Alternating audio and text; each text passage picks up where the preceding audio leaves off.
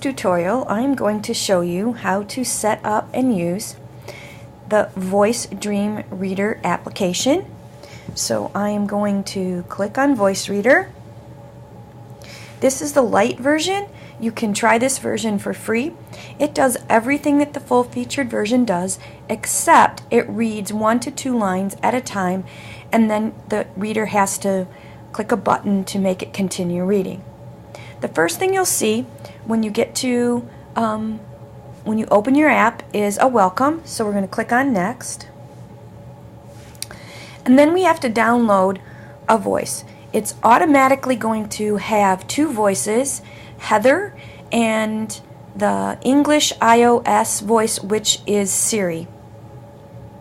We're going to click on download. For students who process really slowly, Heather is probably the best choice. It goes down to 50 words per minute. That is really, really slow. The iOS version is really nice for kids who process a bit faster, but it doesn't go below, I think, 110 words per minute. It takes a couple minutes for Voice Dream to download this voice. They're rather large files. You can watch your progress on the bar as we slowly crawl across.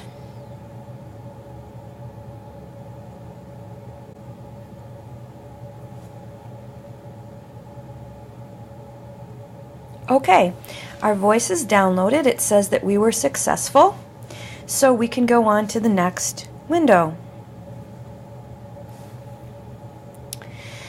This is the voice store, and you can choose different voices to listen to. They have the Queen's English, they have Australian English, they have English with an Indian accent. You can also purchase voices to read in other languages. Don't press anything at this point because you already downloaded. You'll have a selection of 2 voices, Heather or English iOS. So we're going to push next. This page is about gestures because you're going to use, obviously, on your iPad, your fingers to adjust which text you're looking at, where the app begins reading. It also operates a dictionary. You and your students could read through these options. We're going to click Next. That's it. It's installed. We click Done. This is your library, and it comes with a welcome, which has some really good information. It's short. It will read aloud to you. I would suggest you assign that 4-minute and 37-second welcome to your students as their first read. There's also a help section that you can go to if you get stuck. There is one book downloaded. It's Pride and Prejudice. Most of your students probably won't want to read it, but you could practice if you'd like. In order to add more text, we go down to the gear at the bottom.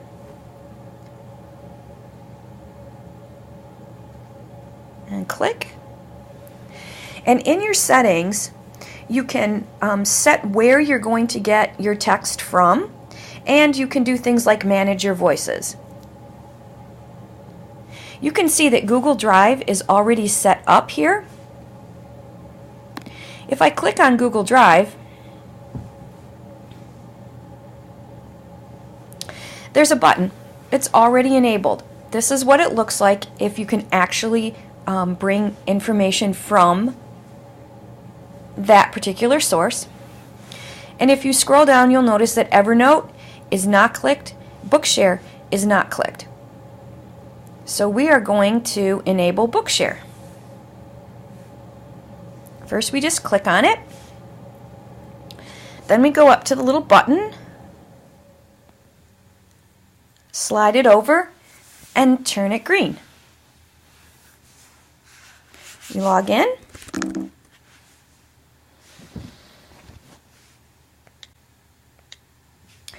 If you haven't been to your Bookshare account in a long time, or maybe you're new and you don't have a Bookshare account, you need to go online to their website, bookshare.org, and set up your account and make sure that your email is current. You'll use your Bookshare account, your Saline Area Schools email, and Bookshare password. And you'll notice that my authentication succeeded. So I'm going to go back, click the done. Now I can get books from Bookshare. So I'm going to go to the bottom, click on the plus. Then I'm going to select Bookshare. And there's a search bar. You can type in the title, including textbooks. They have lots of textbooks. The one big drawback of this application is that it only does text. It doesn't do pictures, so it's not the best choice for science books, things with lots of text, geography books. I'm going to click on Popular.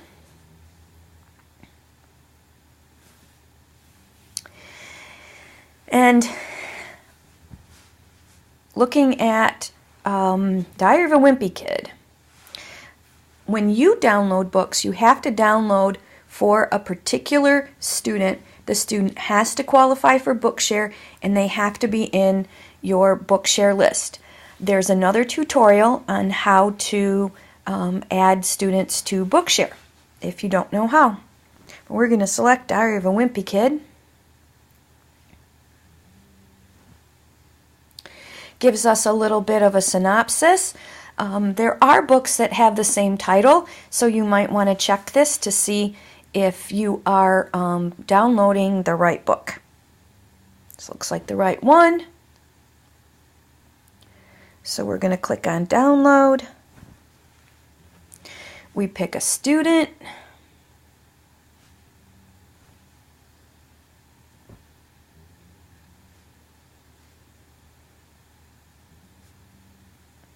File is loaded. We click OK. We click Done. Your student can download up to 100 books per month from this source. As you can see, it adds it to our library, and all we have to do is click on it, and it opens. Voice Stream Reader operates kind of like the old tape recorders. So you click on the arrow to get it to read. You click on the arrow to get it to stop. You can search within the document. You can bookmark. You can change the size of your text. You can change not only the volume, but also the rate of speaking. You can send text to other apps on your iPad or your computer. You can annotate. These are all things that you should explore with your students.